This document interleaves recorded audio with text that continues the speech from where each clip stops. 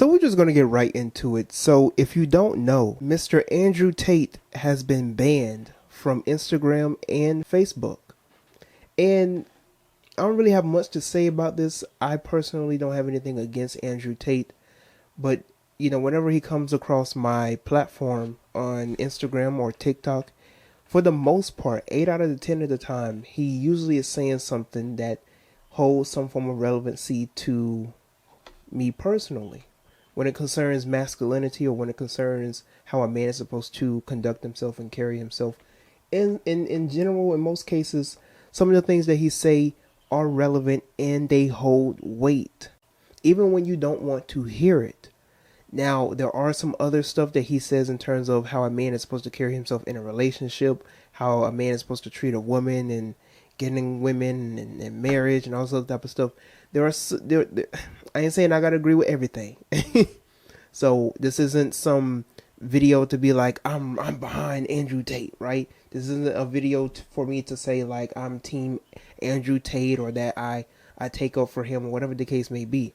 So it's not one of those type of videos. Like, how is it that this man is being banned on TikTok or rather on Instagram and on Facebook? I asked this question because even though I don't agree with everything that Andrew Tate says, okay, there are some things that he say that are a little bit outlandish, all right? And he's one of those people where you have him for the forefront of, red pill overdose in some instances, right? But even though that there are some things that he say that I don't agree with, that doesn't take away from the most of the stuff that he says that holds some form of relevancy or holds some form of validation or validity to what goes on today concerning men in society. One of the main things that really spoke out to me was when he was talking about, the whole agenda with the rainbow, and he was outspoken about it and directly said, like, I don't have a problem with what you do, but just don't put that on my kids. I'm not anti any of these things. What I am anti is propagating your worldview on other people's children. If you've decided that the type of sex you want to have will prevent you from procreating, that's your decision, right? You've decided that having sex with women isn't worth it for you. You don't want to have children. You want to have sex with men. Fine. Your decision and you're entitled to it. That does not give you the entitlement to go to other people's families who did decide to have children and raise them and try and program their children. Leave the kids alone. And that was something that really spoke out to me, and it really showed me his true character in terms of who he is. If I can get more positive stuff out of what he say than just, focusing on the negative, I don't feel like you should disregard the whole person. There are people that I have seen, I've come across on multiple platforms that literally dedicate their platform to tearing down men.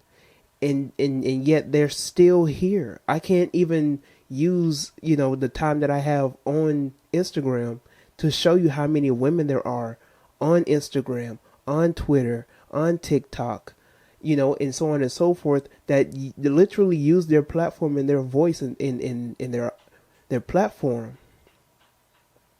to tear down men. In one particular video I'm going to show you right now is this black woman literally encouraging other black women to not have black male babies. What women need to understand is black men are completely comfortable not doing anything for you. They're comfortable. They're fine with that. Just not providing anything to you. They're comfortable being a burden on you. With that, I would say that abortion is something that black women should be considering when it comes to giving birth to these men. And again, I know that I just need you to know what the trying to eliminate any one race or group of people is literally called genocide. What are we? And exercising genocide through aborting is crazy. That's crazy. Why do we need a bunch of men around here who serving absolutely no purpose? Like, why do we need that? But what we do know is they don't pose a benefit, but they pose great harm.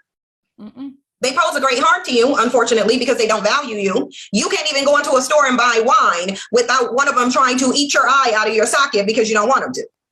The hatred that this woman has for black men is so ingrained in her that she is encouraging other black women not to have black male babies. So if women can get on social media and speak all this type of nonsense, if you have women on social media, women on continuous platforms throughout various social media platforms, podcasts. There are women who have their own shows that can vividly speak about how they feel about men. You can have celebrities go on social media, talk about how they're tired of men. Women need to rule the world. All this other type of stuff. They can say everything and anything concerning men, but then when it comes to men and how they're supposed to feel, how they express themselves, now you want to censor them. Now you want to attack their masculinity. Now you want to come at their manhood. For what? There's no reason for you to come at a man's manhood in his platform and his reputation just because you disagree with something that he said that most likely is true. And that's the case that you have with Andrew Tate. And the same thing with Kevin Samuels. I don't agree with everything that Kevin Samuels even had to say, but there was a lot of things that he said that hold weight. That these same women that are celebrating over Andrew Tate, getting off of social media or being banned from social media, are the same ones that were applauding and cheering and celebrating when Kevin Samuels passed away. It's beyond me. I know, like, when you see on social media, you see more of the negative stuff or the things that are taken out of context of certain people. But for the most part, if you really study a person, if you really get to know the true intentions of that person and how they think, you won't see what the media in society tries to portray a certain figure. Women confuse this very often. They talk about the fact that men have all the power, men make all the money, men are in charge, and we oppress women. Let me make something very clear to you. Okay. Firstly, you're confusing 1% of men with all men. The majority of men have no money, no power, no sex from their wife, Facts. No fucking chance in court. They can't even keep their house. They won't get to see their kids, and they don't. So most men, their life sucks. Okay. That's the first thing. The second thing, when a man gets up at 4 a.m. to go carry garbage to earn a good wage, he ain't thinking, I'm gonna do this so I can oppress that because she's broke. He's doing it thinking so I can provide for my family, so my woman can stay at home and raise my kids and have nice nails while I'm out here carrying trash. You go to a coal mine, those dudes are not down there thinking about oppressing women. They're down there thinking about providing for women. Okay. Now, I'm not saying that there's not bad apples, but in general, us men are prepared to take on more bullshit to protect you than you would possibly believe. And in the modern world, they've spun that.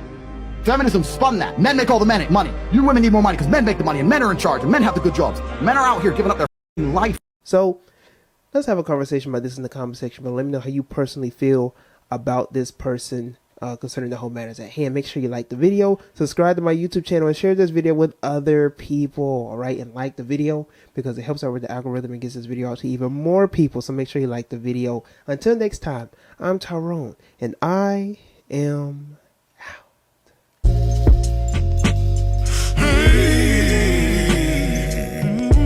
Long as I got good black women in the squad, I got all